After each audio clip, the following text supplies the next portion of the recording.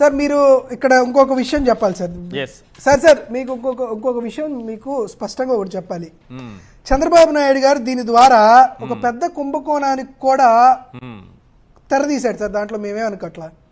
ఎందుకంటే చంద్రబాబు నాయుడు గారు తను స్వయాన హెరిటేజ్ ఫుడ్స్, హెరిటేజ్ డైరీ అతను నడుపుతున్నాడు. హెరిటేజ్ డైరీ కూడా నెయ్యి, పాలు, పెరుగు ఇవన్నీ ప్రొడ్యూస్ చేస్తుంది. చంద్రబాబు నాయుడు గారు తన తోటి సంస్థలు ఏవైతే టీటీడీకి గీ సప్లై చేస్తారో వారిపైన ఎలిగేషన్ చేశాడు. ఎలిగేషన్ చేసినప్పుడు అంటే సెప్టెంబర్ 18వ తేదీన చంద్రబాబు నాయుడు గారి హెరిటేజ్ ధర 529 రూపాయలు షేర్ వాల్యూ. సెప్టెంబర్ 30కి అది 608 రూపాయలు అయింది. అంటే సుమారుగా ఆయనకి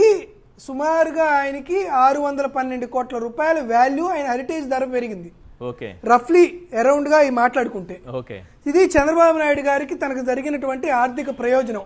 ఏది తనకు పోటీగా ఉన్నటువంటి ఇతర సంస్థల పైన టీటీడీకి పంపించేటువంటి నెయ్యిలో ఇవి జరిగింది అని చెప్పిన దానికి దానివల్ల జరిగింది. దాంతోపాటు ఇప్పుడు ప్రొక్యూర్మెంట్ జరుగుతుంది.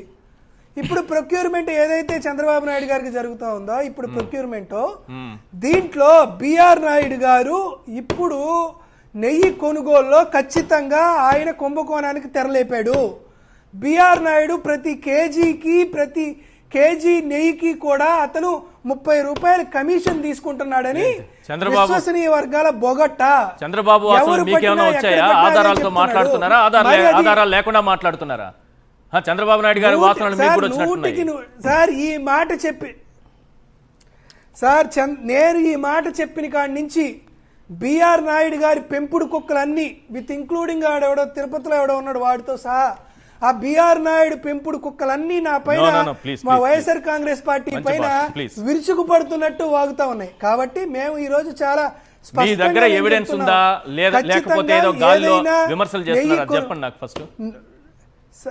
సార్ 100% మాకు విమర్శలు ఉన్నాయి. ఖచ్చితంగా సందర్భాన్ని బట్టి సమయానుసారంగా ఖచ్చితంగా ఆ వివరాలు ఖచ్చితంగా మీడియా సమక్షంలో మేము వెల్లడిస్తాం. దాంట్లో వేరేటువంటి అనుమానం లేదు. మేము అదే అడుగుతున్నాం. మా పైన మీరు విమర్శలు చేస్తున్నారు కదా, మా పైన మీరు విమర్శలు చేస్తే మీరు ఆధారాలు లేకుండా విమర్శలు చేస్తున్నారు. మేము ఆధారంతోనే విమర్శలు చేసామని స్పష్టంగా చెప్తున్నాం.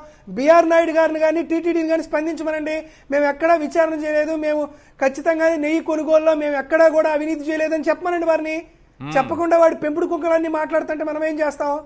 సో ఈ రోజు మేము స్పష్టంగా అడుగుతున్నాం. ఈ రోజు మీరు చేసేటువంటి ఏ విచారణ అయినా వైఎస్ఆర్ కాంగ్రెస్ పార్టీలో మా పైన చేసేటువంటి మీ కోర్ ఎలిగేషన్ అయింది జంతు కొవ్వు గరిపిందని మీ కోర్ ఎలిగేషన్ అనేది ఈ రోజు పటాపంచర్ అయినాయి.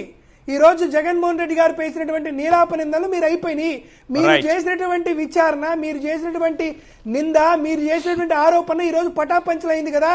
దానికి మీరేం సమాధానం చెప్తున్నారంటే సమాధానం చెప్పలేదు మీరు. దానికి మీరు సమాధానం చెప్పండి. చూద్దాం.